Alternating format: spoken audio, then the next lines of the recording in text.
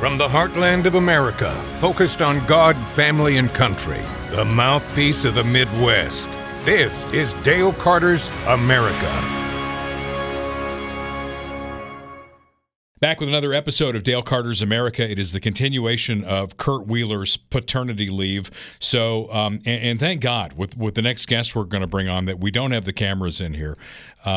Let's just say I had nothing to do with the paternity leave, okay? Yeah, it's good to know. Anyway, Kurt's gone, so you can't get it on YouTube or Rumble, but you can get it everywhere else that you get podcasts. So it's the audio-only version. It's like back to the beginning of Dale Carter's America. And we are brought to you by some great folks here in and around town. Bob Watson is my personal State Farm agent. He's been a State Farm agent for 5 decades. He's at 7th and Main in Blue Springs, 816-229-7878. Auto, home, life, commercial insurance, licensed in both Kansas and Missouri. He can take care of you on both sides of the state line, but again, his offices are in Blue Springs.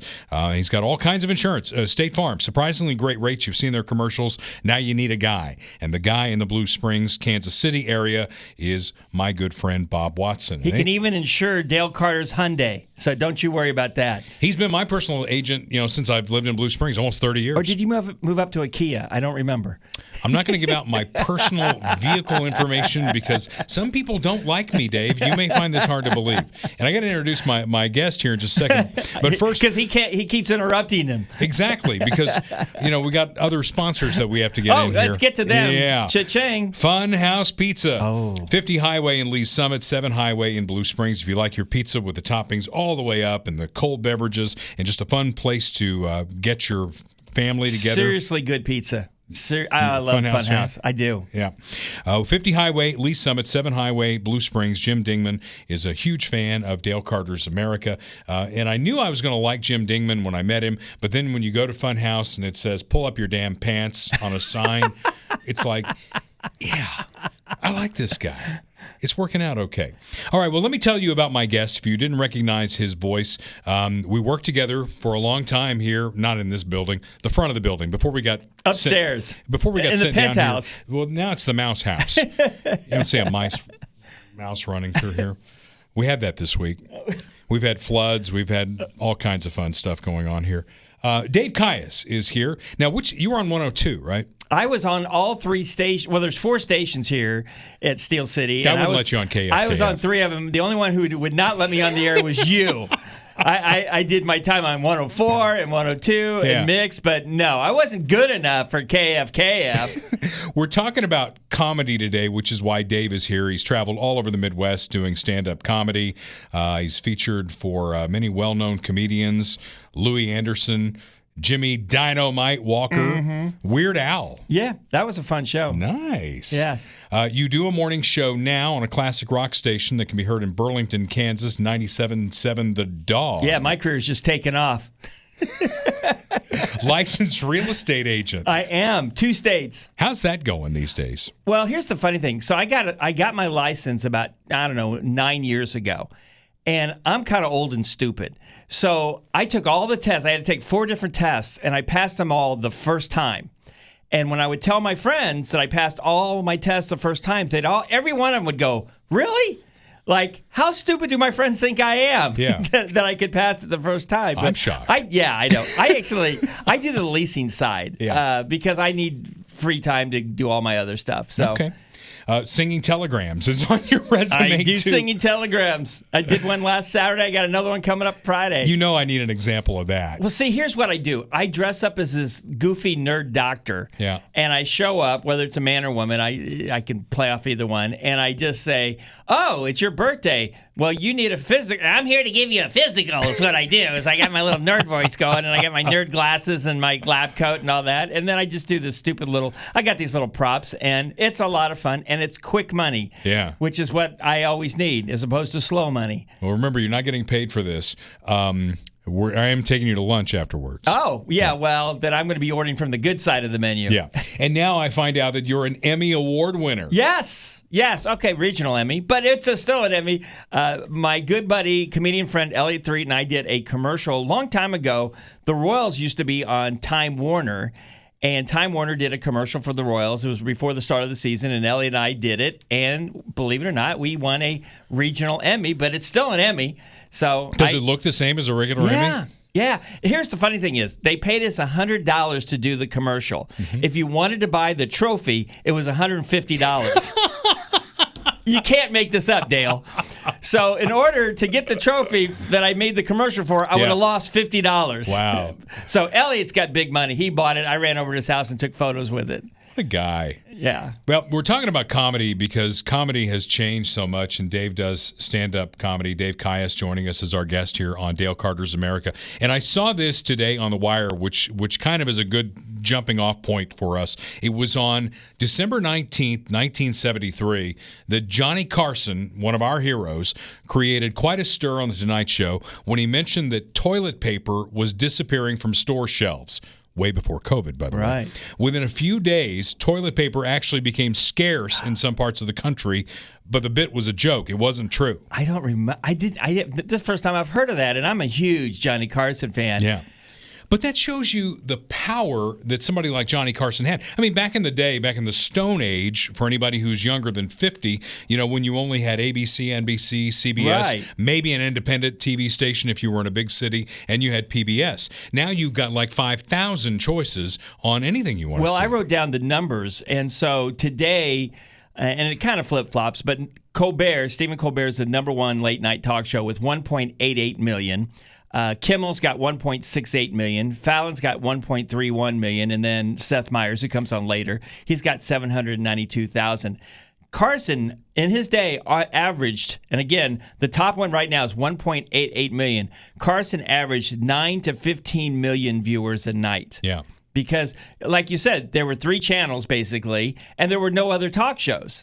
No competition. No competition. So, and Johnny, as far as a comedian goes, he made so many careers, and just being on the Johnny Carson show or Tonight Show one time put comedians on the maps, and some of them, I even brought a list of some of them: Eddie Murphy, Ellen DeGeneres, Steve Martin, Andy Kaufman, George Carlin, Jim Carrey, Roseanne Barr, Jay Leno, who ended up, of course, taking over the Tonight Show, Bill Cosby, Jerry Seinfeld.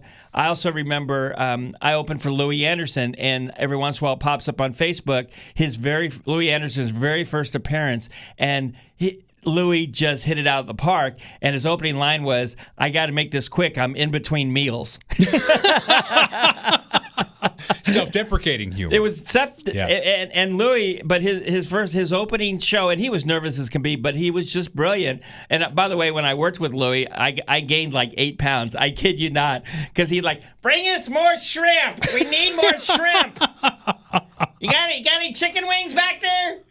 And Louis said, "Eat." So, it was fun. In fact, Louis, just a little side note as far as comedy goes, he gave me some advice that I use today in writing material. He said, "David, go through your life and find the funny," which is what he did. If you listen to his routine, he talked about butter and his mom and growing up and all that stuff, which is hilarious. And so that's what I started doing, is I started looking at my life, finding the funny, and so now I've added jokes because thanks to Louis' great comment. Yeah, I don't think I'm very funny, and you don't have to add anything there. But I do a morning show, and I've done one for 26 years. But where I get humor for me is like that, looking through my life, looking at the things that are going wrong, and making it self-deprecating. Yeah, people ask me all the time. They go, "How do you write jokes?" I go, "I just live my life." Yeah. You and I, right now we're both wearing glasses. So one of the things I like to do is I like to find somebody in the audience who's also wearing glasses, and I ask the person, I go, "Have you ever walked around your house trying to find your glasses and they're on top of your head?" And almost everybody goes, "Yep." And then I go, "Have you ever looked for your glasses while you're on your face?" Now, not everybody's done that. I have. And one thing I wanted to add, you talking about you doing a morning show by yourself. Right. I worked for Steel City for many years, and then before that, CBS and everybody else. But it's amazing. Are you still doing your show completely by yourself? Yes. Everything. Mm-hmm. So all these other 3 radio stations here, they got their producers and their little interns and all these people run around so one person can maybe talk at a time. Right. And Dale Carter does it all by himself. Well, now I have a traffic guy, Steve Parker. Well, yeah, okay, traffic. Steve does a good job. Whippy do. And Steve's great, by the way. I love Steve. He actually trained me. But it's amazing what you do to do that by yourself. That's incredible. Well, back in the day, we had, and I've got a lot of resources that I can bang off of so that, it's not just me talking, right? I've got great music that I can play and all that. But back in the day, Mary McKenna was the co-host. Yeah. Jim Daniels was the producer. We had Randy Birch in the newsroom. Oh, my gosh. Yeah. And Gary Lezak was our weather guy. And now I'm doing all that stuff. By yourself. Everything except traffic. You do an amazing job. I do want to insult you a little bit, please though, do. Is the fact that I am in Burlington, Kansas, doing a classic rock station, and I can at least afford a co-host. Yeah. Talk to the Steel City people about that. And I'll point out that my contract is coming up in March. So I'd like a little more money. Can I be there? Like, hey, how about a funny sidekick right here?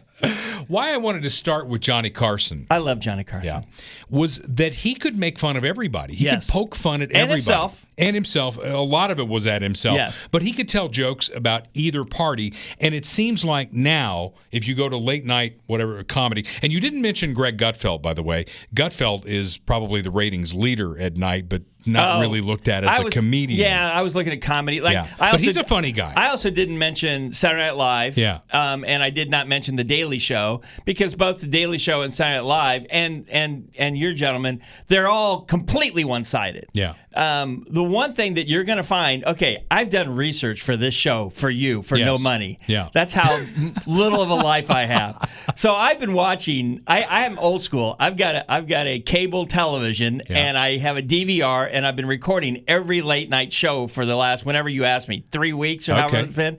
By the way, I'm not going to watch late night TV again for about a year. Yeah, okay? you'll need an enema. We'll get to that in a little bit. Sick of it. But the one thing I found, couple things. Number one, I think maybe because they're always doing polls and checking with people. I think they've pulled back a little bit, because even myself as a comedian, as an observer, I'm like, why do you have to? There's so many funny things out there in the world to talk about. Why does it all have to be political?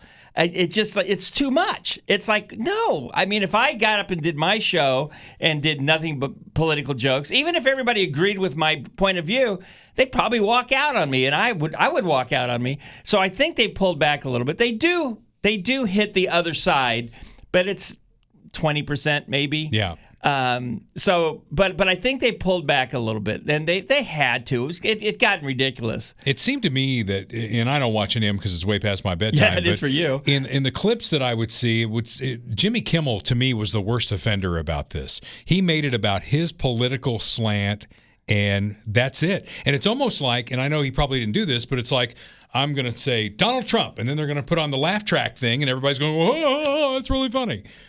I mean, there's got to be more to it than that. And I think Stephen Colbert is maybe even worse than Kimmel. In fact, I broke it down as far as the order. I had Stephen Colbert is the most offensive as far as doing. Stephen Colbert's, first of all, again, I'm just looking at it as a comedian. Yeah. Okay, his monologues are just way too long. I don't know why you have to do a monologue that long, but too much of it, and sometimes the whole thing would be political, and I'm like, I don't do one political joke in my stand-up, and I have a whole routine about that. Yeah. I don't need political jokes. You don't need political jokes. There's funny things out there.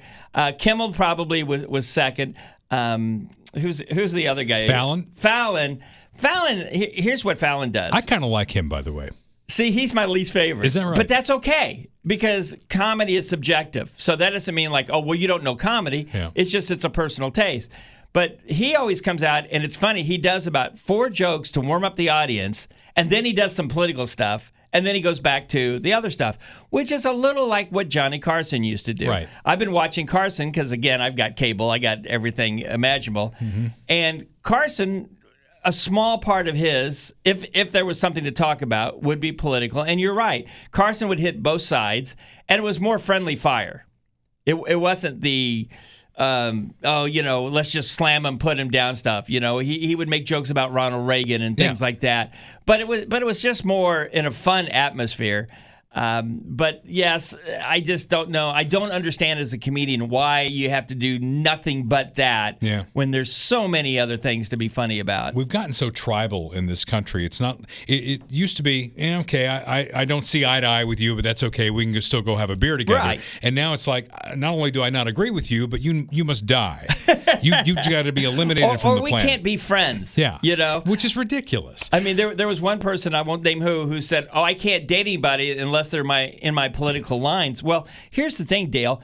I'm desperate to date anybody. So I don't care what party you're from. Yeah. I'll take you. Okay. If you're listening to this podcast, Dale Carter's America, reach out to me and I'll hook you up with Dave Kious. DavidStandup.com. That's DavidStandup.com. He's desperate to date. I want to talk about political humor, and I know that's a small part of what you do, a small part of the universe. But even in my career of radio, going back, and you mentioned Johnny Carson poking fun at Ronald Reagan, and you know where I am politically. Sure. I mean, this is Dale Carter's America. I know. Right? This is the Attila the Hun section of podcasting, if you will. And I stay as neutral as my cat, so that's what I do. By the way, we need a cat because we got mice here in the building. I'll rent mine out for a price. Rent. Here he goes again. It's always about money with that guy.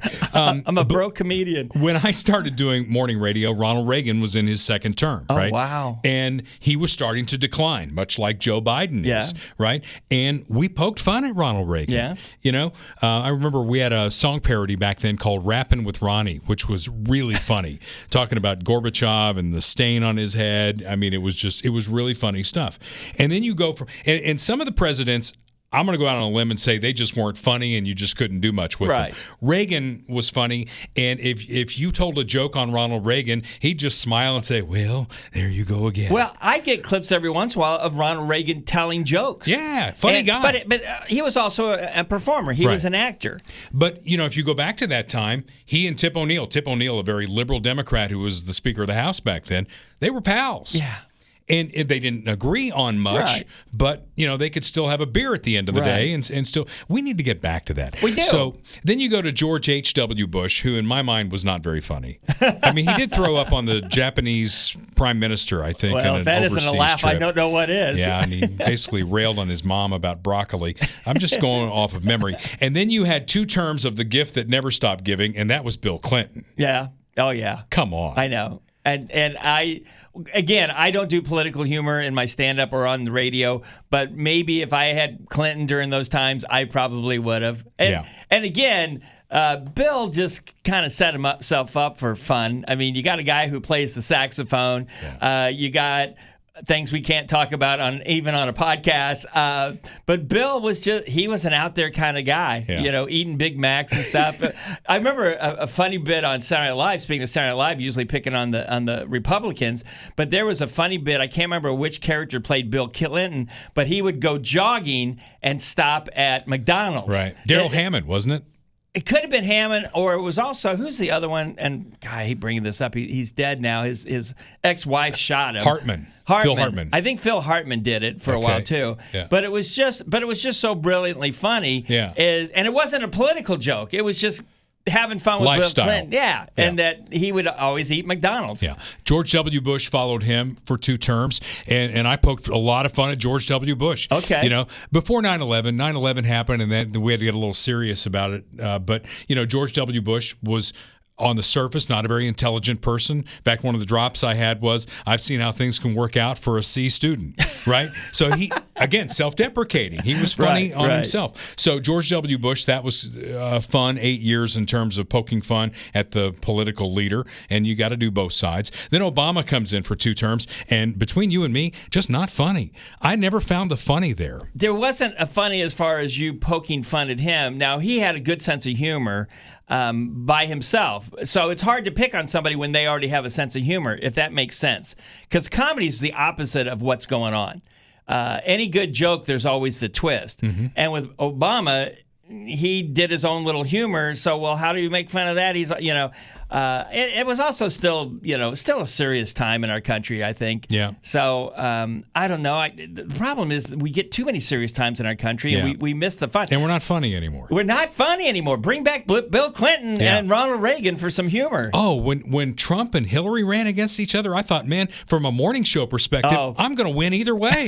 I either get the Trump the presidency or we get the Clintons back in the White House. Right. I mean, so speaking of Trump, that was 4 years of, he sets himself up. Yeah. If you went into my studio in the drop library on Donald Trump, it goes on for pages. Wow. And he would say whatever. He'd say, I could go out in the middle of Fifth Avenue and shoot somebody and my poll numbers would go up. I mean, that's funny. There was going back again to Saturday Night Live, a very funny skit they did where Trump was speaking and his speechwriter was in another room listening to the speech, and he's going, "No, don't go there. Don't go there. Don't just read the script. Just read the script. Just read the script." And that's Donald. He always goes off script. And then again, we had 9/11, which was a very serious time. Well, then we had COVID, which was a very serious time. Right. So that message with your comedy right there, I'm telling you. That's tough to do. It is. So now you've got Joe Biden, and it's clear to anyone with a pulse that he is in decline. He's a little older, yes. He's 81, and I would even go out further and say he's an old 81. Now, I'm going to get in trouble for this. No, you're not. But I would love it if they could find two 50-year-olds on each side to go against each other. Wouldn't that be great? I'm sorry. I agree with you. I want two younger people who can relate. The next generation. Yes, the next generation. I want them to talk about policy. It's why I didn't even We're mind. talking about Travis Kelce being old, okay? I mean, give me a break. We got 81-year-old and Trump's about 79? He's old. He's in his 70s. And again, I'm not picking on either side. Right, exactly. I'm just saying I'd like to see two 50-year-olds go against each other. Yeah. And let's youth it up. To your point, if you look at the polls, a vast majority of America says they don't want this matchup between Trump and Biden. No. Yet that's what we're going to get. Yeah, probably. So where do you draw the line, though, on Biden, where it's just not funny to pick on an old man who's sliding? Well, again, I don't do political jokes, so I'm unfortunately in that realm. I'm the wrong person to joke or ask about it. But they love to show the clips of him falling down. Yeah. Now, my buddy Elliot Threed, who is a wonderful person, and you should have him on the show. He has this great joke because Elliot's older, I'm older. We're going to pretend you're older. And the joke is, you're getting old is when you fall down and nobody laughs. Yeah. Okay? And that, when Biden falls down, nobody laughs. When I fall down, first of all, people are not sure if I'm getting up and nobody laughs. But I remember, just as a complete side note, I do real estate leasing part-time, and I was showing these apartments, and the leasing manager happened to be there, and this young couple, and we're going down these three steps, okay? And I'm telling some stupid cat story because it's what I do. And I'm not paying attention, and I go to fall. Now, I don't know if this happens to you. You've lost weight. You look great, by the way. But I'm still heavy. And I started to do that fat guy, old man fall where it's like in slow motion. I've done that. Oh, it's so because it's coming. Yeah. And it's going to hurt. You know it. But you're not young enough to get your feet underneath you to stop the fall. And boom, I hit, and they're like, "Are you okay?" And I pretended to be okay while I'm sitting there going, "Did I break anything? Is anything broken?" True. That's an old man fall. I swear to God, I did that this week. Did you really? Yeah, my house is on a hill, and I was walking downhill to get to the mailbox, and I stepped in a hole in my front yard, and I did the slow motion thing where I fell down, and I checked myself, make sure I'm not bleeding, nothing's broken, and there was nobody out in the neighborhood. So I'm sitting there in my front yard going, did anybody see this? Can I get my ass back up so that, I can walk back to the house? I did that. I went to get something out of my car at about 10 o'clock at night, and I've got an attached garage, but it's an old house. It's a stone house, so you have to go outside to get to the garage. And I'm walking back to my house, like I said, about 10 o'clock on a Sunday night, and I tripped over this thing I was carrying. And old man slow motion fall, and I see myself heading for the sidewalk. So I tried to throw myself onto the grass to lessen the fall. No, I bounced on the sidewalk, then I bounced on the ground, and here's the best part. I landed on a stick that had a little ball of mud on it. I'm not making this up. Yeah. It went up in the air and landed in my mouth as I went, ow! You couldn't do that again if you tried. No, not 100,000 times. Now I'm laying there on a Sunday night swearing in my front yard while laying on the ground, expecting a neighbor to come out and go, "Are you okay?" Nothing. Nobody. Crickets. Well, I have to ask the $64,000 question then. Did you fall down or did you have a fall? There's an age thing there, right? You get to an age where you had a fall versus falling down. I think at this point they're all falls. They're You just had a fall. And they hurt. Yeah. How old are you? Will you tell me? Well, let me, because it goes into our next sponsor. Okay, let me say this, because we're talking politics and stuff. Thank you, government, for my Medicare. Let me just say that. Go. Yeah. That ties in because Kirk Doris and Lori Hocker, they run a company called Medicare Simplified KC.com. Now, how long have you been on Medicare? Has it been a while? About a year. Okay. Yeah. So we just went through the open enrollment thing. So that would have been your first open enrollment. Well, no, this is second, and I have the supplement. Did you make changes? I didn't make any changes because the first year went good, and having the supplement has been really good. Okay. Yeah. So Kirk and Lori are the people who can help you navigate that because it comes from the government, so it's going to be easy to use, right? Thanks for playing. And they do in-home appointments, too. You don't even have to go to them. They'll come to you. They're at 3600 South Nolan Road in Independence. On the phone at 816-701-6661. And, again, the website is MedicareSimplifiedKC.com. They're great folks to work with, and they will help you navigate all the traps that come with Medicare. And being a Medicare supplement or a recipient, I strongly suggest going to a professional. It will help you out a lot because it's very confusing. And they don't get paid for this. It comes out of whatever enroll in. It comes from a commission on that. So you don't pay them to help you figure out what you need to do. They can explain the complicated Medicare prescription drug program. How's that working out for you? It's been really good. You get your little blue pills that way? Dude, they're big blue pills. I'm heavy.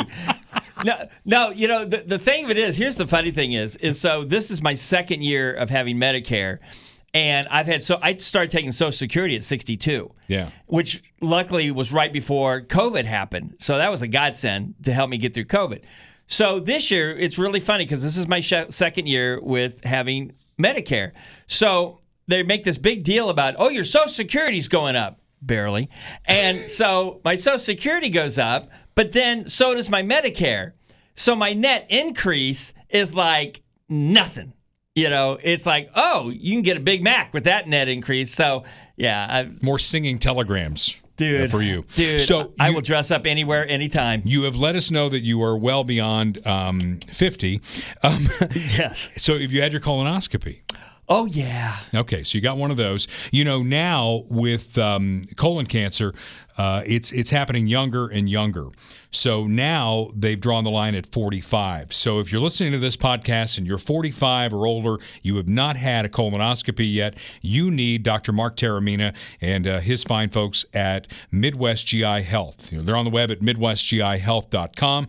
They're in Lee Summit. They do it all right there in the location they have. They do the upper GI as well. The entire digestive tract, that's what they're specialists in, and they'll take care of you. They get 4.9 out of 5 stars on Google rating. That's the highest in Kansas City.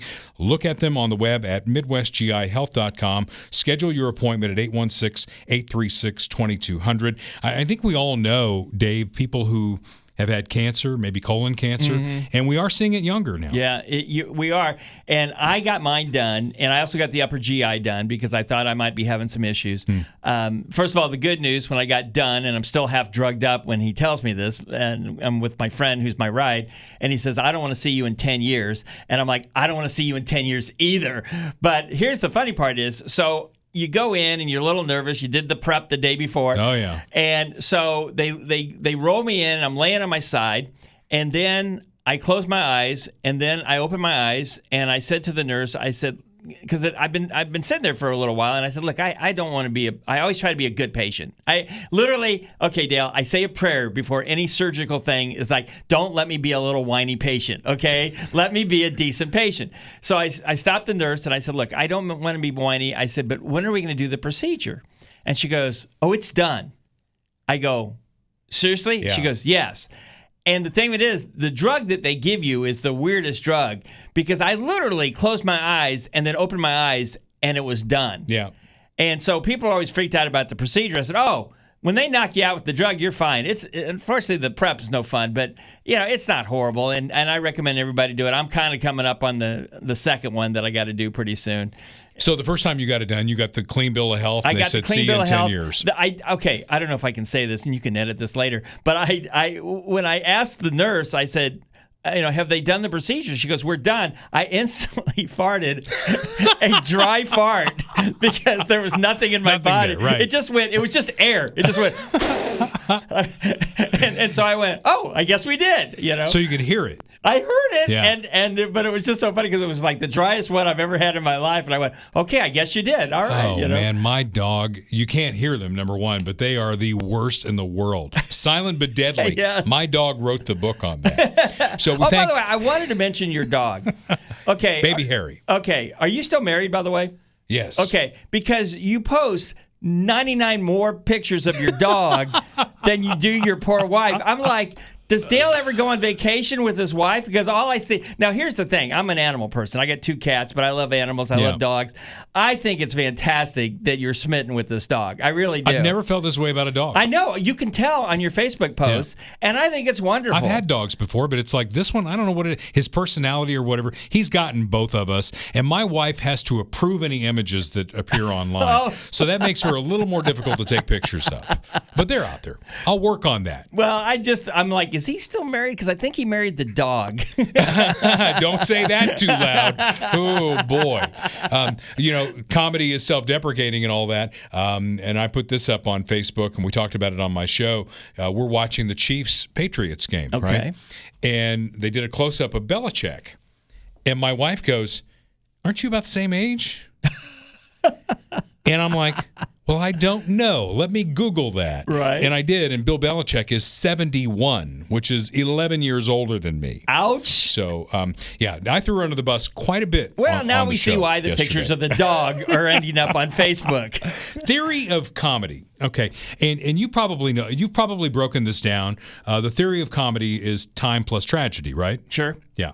So my theory of comedy is that comedy's not funny. Now, let me tell you where I came up with that theory. I'm watching Everybody Loves Raymond, so this is how long ago this was. I love that show. And I love it too. And I'm laughing at it. And as I'm thinking about watching this particular episode, I'm thinking all of these lines that are eliciting a lot of laughter, taken out of context, aren't funny. Right. They're being horrible to each other. Right. And we're laughing at it. So comedy's not funny. By the way, I love Everybody Loves Raymond. Do you remember the episode with the suitcase that was on the stairs and nobody would take it all the way upstairs? And they got, it was this fight, but they never fought. They never said anything about it, and they just left this suitcase. It was because they had that staircase. You went up about 4 steps, and then you went up the rest. Right. And they went on vacation, and one of them left the suitcase there, and nobody would get it. And they were mad at each other, but nobody would just say, would you get the suitcase? Right. And that's a married couple thing. You've been married like 8 times, so you should relate to this. But again, it's not a punchline thing. Yeah. For me personally, I started doing comedy. I wanted to do kind of a Jerry Seinfeld, Ellen DeGeneres kind of storytelling. Didn't work for me. What happened was I kind of got into that setup punchline. Now I do a lot of improv in my show. I get people up on stage. I do all kinds of goofy stuff, magic tricks. But my jokes in the beginning are kind of set up punchlines. And Louis Anderson, when I worked with him in Kansas City, he started complaining about the crowd. And I go, what's the matter? He goes, I forgot this is a setup punchline city. I go, seriously? He goes, yeah, I can't do stories with them. They want setup. So it might be a regional thing, but I learned, I like, oh, that's why I am what I am now. Now it works all over the country. I keep doing it, and then I do mostly Midwest. But the whole concept of something funny, but it's not a punchline, is to me a really high form of comedy. There's a comedian, and I don't know his last name, and he just hosted Saturday Night Live, and he did a brilliant job. Nate something. He's coming to Kansas City. He's got kind of an unusual last name. He does a very clean show, and he doesn't really do punchlines. He just talks about his life, and it's just funny. Like he does a great bit about how he's not a handyman, and the handyman came over to fix something, and the handyman was talking to him, and he goes, dude, you need to talk to my wife. I don't know how to fix anything in the house, which is inherently funny because typically it's the man that Certainly does it. I can relate to that. I can't fix anything in my house. Well, I wanted to mention your leaking swimming pool, but anyway. I write checks. That's my talent in life. That's why you have 4 jobs. Oh, no kidding. How many wives? Well, last I checked, I don't know. Once you get past one hand as far as wives go, what are you up to, 6 now? No, 7? no, just 3. Now, my dad was married 5 times. Seriously? And he died when he was 50. Oh, so well. I'm 10 years older than my dad, and I'm only on number 3. Yes. So I think I'm in good shape. Did your dad have any money when he died? No. No, I wouldn't not think so. A bit. So blue comedy, you mentioned that a little bit. Where are you on that? Blue comedy versus not blue? Okay, again, let me first start with my perspective. Yeah. I can do either. I can do, if you ask me for a church show or a corporate show and they say, please keep it clean, I respect the audience. Yeah. To me, I always put the audience first. Some comedians don't do that. That's fine for them. That's not how I operate. So if I'm doing a church show or a corporate show or a family reunion and they want G-rated, they get G-rated. Now, if I'm doing a little bar in Iowa and I get up there with my little clean jokes and they're sitting there drinking their buckets of beer, they're going to eat me alive.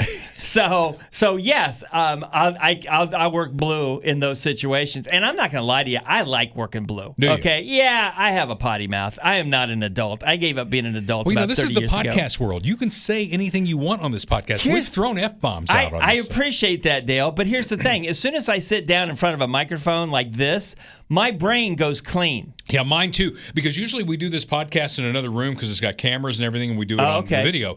We're doing this podcast today because of Kurt being on paternity leave. We're doing it in the Mix 93.3 studio.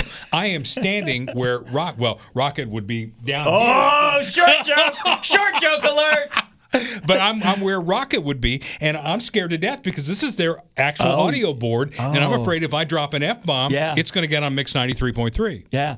I am... My brain, I'm lucky. First of all, God gave me a switch as a performer. Yeah. I can be sick as a dog, and all of a sudden I hit that stage, and the switch goes on, and I can do a show. And here's the weird thing is, because this has happened several times where I'm sick, and I go on stage, I do a show, I come off the stage, and one of two things happen. I immediately get sick again. I swear to God. Or it goes away and never comes back. It's a weird little phenomenon. But as far as radio goes, again, I've got another little switch that says, Dave, clean it up, you idiot. And even though you just gave me permission, and I would love to do it, I can't bring myself when I'm sitting in front of a microphone. All right, well, I won't pull that out of you. But if I'm doing stand-up comedy, and I don't do... How I want to put this? I do an R-rated adult show, but I don't do an X-rated adult show. That's not my style. And I'm sad to say I've never seen your stand-up, and I need to fix that. It's I need brilliant. to get out and see something. The way I test stand-up comedy is if I laugh so hard that I get lightheaded. Oh. And there are certain comedians who've done that to me. Rodney Carrington. I love Rodney Carrington. And I'm hard to offend because I'm a morning guy in radio. It's real. You really have to try to offend me. And I thought about this. The only comedian who ever offended me was Sam Kinison. Really? Yeah, I saw one of his last performances, right? Okay. I mean, he died like the next week in that traffic accident. But I'm sitting there, and I'm laughing so hard that I'm getting lightheaded and all that. And then at the end of the routine, he did a routine on Jerry's Kids, the MDA. Oh, okay. And he's like, right. And I'm like, even me who will laugh at pretty much anything, I think that's over the line. I have a line when I watch comedians. There's certain things that I go, no, you crossed the line. Doesn't mean I won't still watch that comedian. It just means I didn't like that particular routine. Now, talk about lightheaded. There's two comedy shows that I've seen in my life that I almost literally had to go to the lobby because I was laughing so hard I could not breathe. Right. One of them was Richard Pryor. Oh, I loved Richard Pryor. And Richard Pryor, what he did which was genius, and this was 50 years ago, whenever it was, is he would do a comedy show, film it, and then put it in movie theaters and make more money off of it. Now, of course, everything's video, but he did his whole routine about when he caught on fire that time. Oh, yeah, I remember that. And I could not breathe, and I almost went to the lobby. And then the other time was I saw George Carlin at the Midland. George Carlin. And Carlin did this one routine. Usually okay, let me do a little comedy for you, is you tell a joke and you wait for the laughter to peak and then it starts to come down and then you start to tell it one. Well, he just kept going one on top of another, one, and they were all fart jokes. And I was literally laughing so hard I couldn't breathe, and I put my fingers in my ears so I couldn't hear him for a little while. Yeah. But that's just brilliant comedy to be able to do that. And Carlin didn't have to get blue hardly at all. He did. Carlin, okay, we'll talk about political stuff. To me, his last, I don't know, let's just say 10 years, he got kind of, what's the word? What does the preachers do? He got a vagina? What? I'm trying to think of the word, but he got real evangelical. Yes, and about politics and this and to me he just lost. He got to be a grumpy old man. He lost his funny, and I quit following him after that. But back in his day, my God, I saw him twice. The first time it was unbelievable. The second time he came out, and he was actually he was struggling with the audience. And I thought, this is George Carlin, and he knew it. Yeah. And I knew that he knew it. And under his breath, he said to himself, just loud enough that I heard it, he said, I'm going to have to work tonight. Yeah. So he started, because he has so much comedy material. I mean, I got my 45 minutes, and then if you don't like it, see ya, give me my check. But he's got so much material that he tried this, and then he did a musical bit, and everybody lit up. And he went, oh, you like musical? And he went like for an hour on musical stuff, because he had so much material. But it was interesting to watch Carlin work. Can we get back to, by the way, late night monologues for a second? Sure. Is that okay? You're the guest. Well, drive the bus. We're getting to the end of the episode, and I get to eat Q39 at the end of it. So I got to get a couple more sponsors in, and then you can do the rest. No, I'm eating Q39. So here's the thing that upsets me or drives me nuts as a comedian with late night talk show. When you go back and watch Johnny Carson, Ed introduces John. He comes out, huge applause and everything.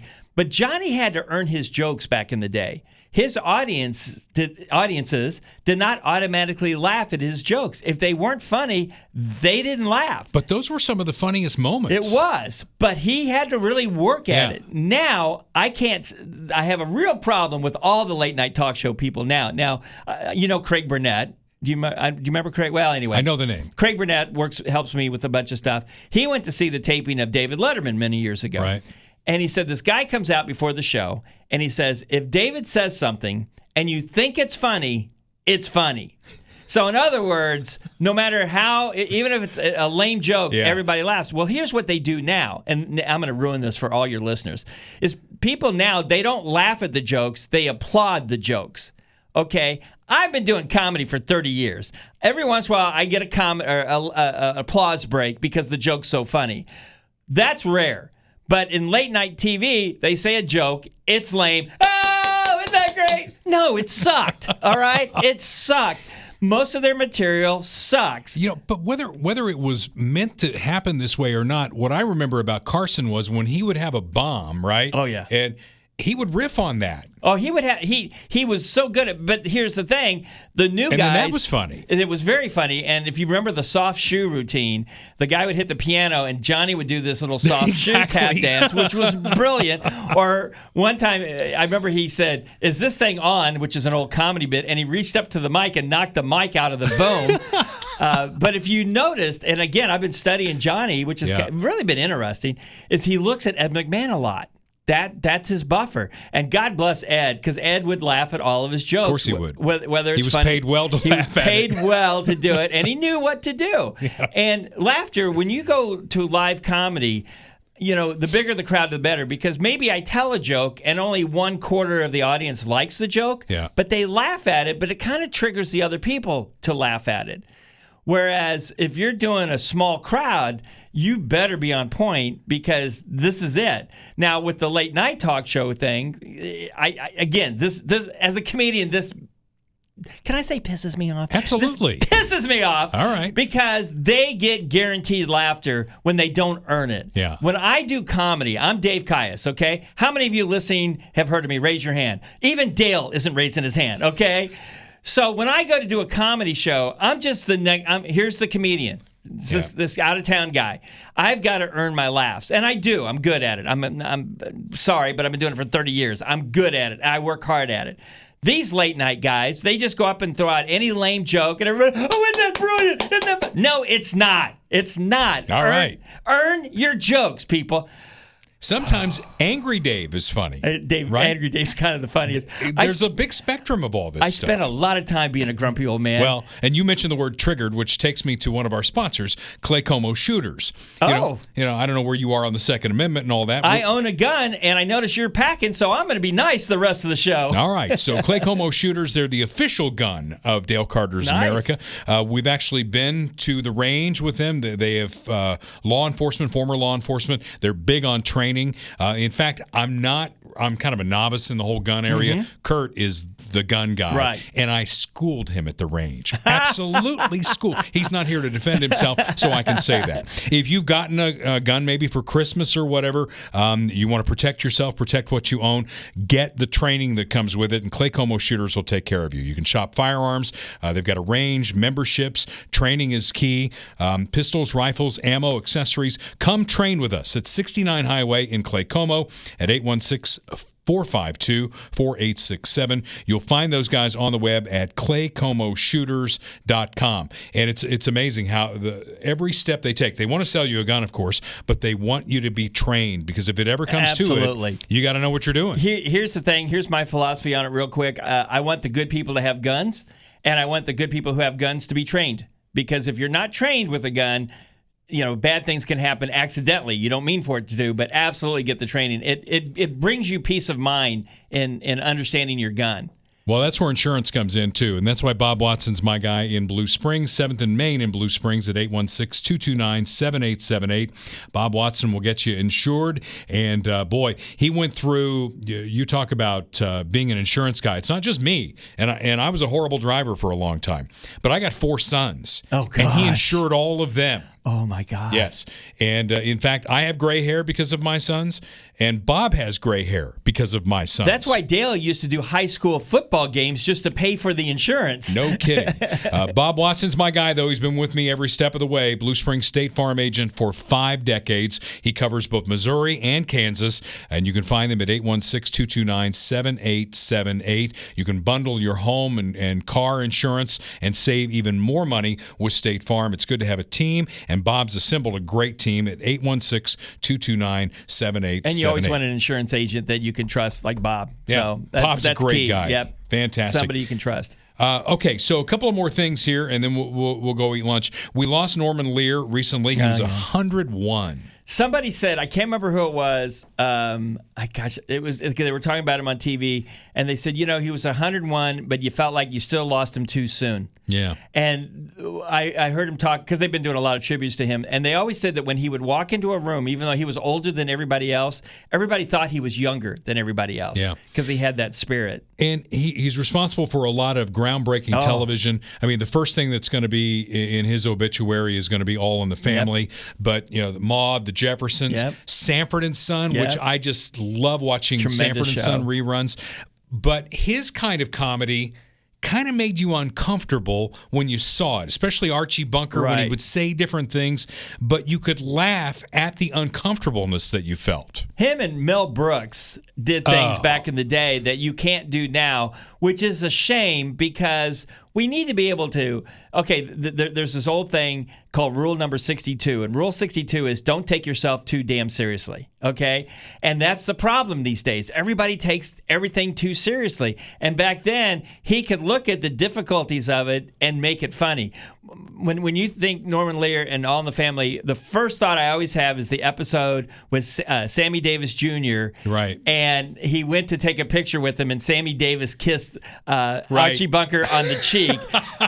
One of the most outstanding, funniest moments in TV history. And it was very simple, but it was just so funny. We make a lot of fun on this podcast of the race baiters out there like Al Sharpton and Jesse Jackson and all that. And what I said, when we did the obituary on our show for Norman Lear was he did more for race relations than any of those guys put together. Yeah.